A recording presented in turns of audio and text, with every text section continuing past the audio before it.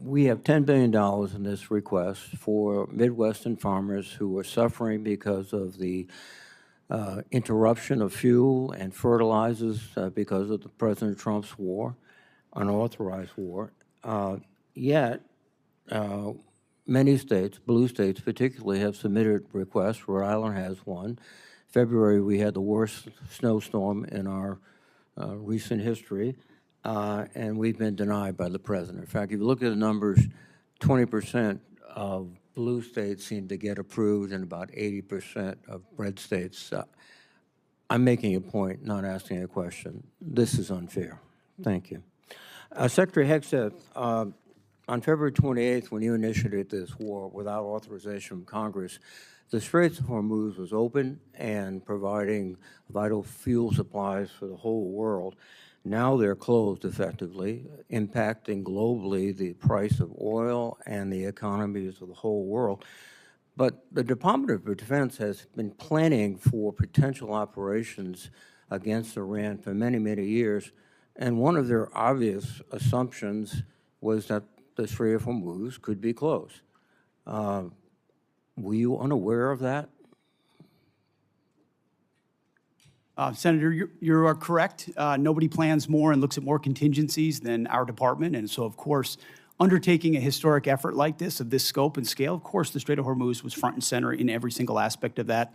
Hence why one of our key objectives to begin with was to sink the entirety of Iran's Navy, which its conventional Navy was sunk. Now, you can't get rid of every single fast boat and every single machine gun and a fast boat or every single coastal cruise missile. So we acknowledge that if the state decided to become a terror state shooting at commercial shipping, that would be an ongoing and contested part of the battle, to include their willingness to mine international water. So one side weaponized the strait, and we've been fighting back the entire time. Completely aware that the Strait of Hormuz could be closed, and obviously sinking their ships has not affected their ability to effectively close the straits. We had U.S. boats that surrendered to Iranian ships under the Biden administration.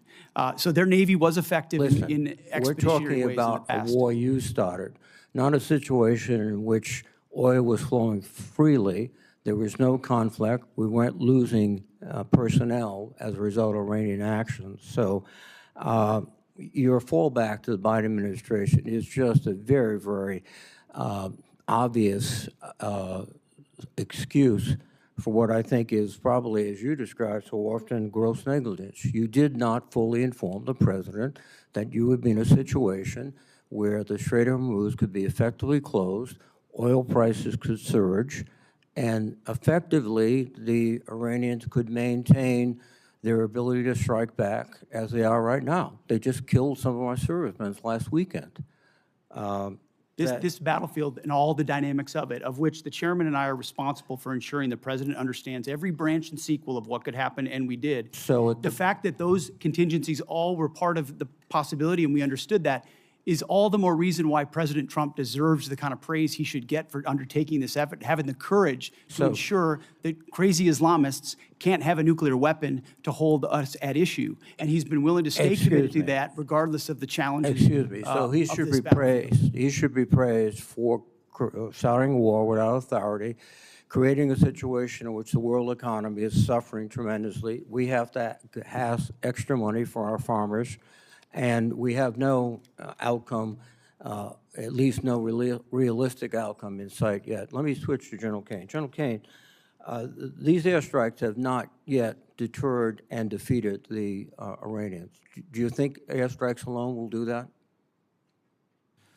So I think academically, as you look across the totality of history, air power's got limits, and we always have to be mindful of those. I think where America's area of exclusivity is when we bring the totality of the diplomatic, informational, economic, and pair that with the military, and there's a lot of that work going on, Well, the military, the next step would be escalation by ground combat.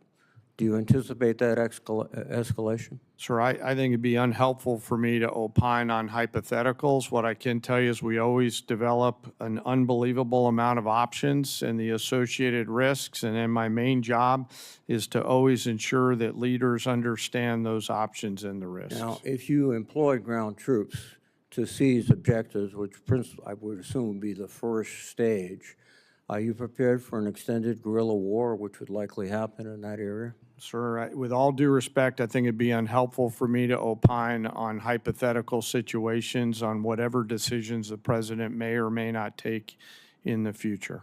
Have you advised the president that a ground combat would be very expensive in the lives of our soldiers, sailors, Marines, airmen, and also could probably lead to an extended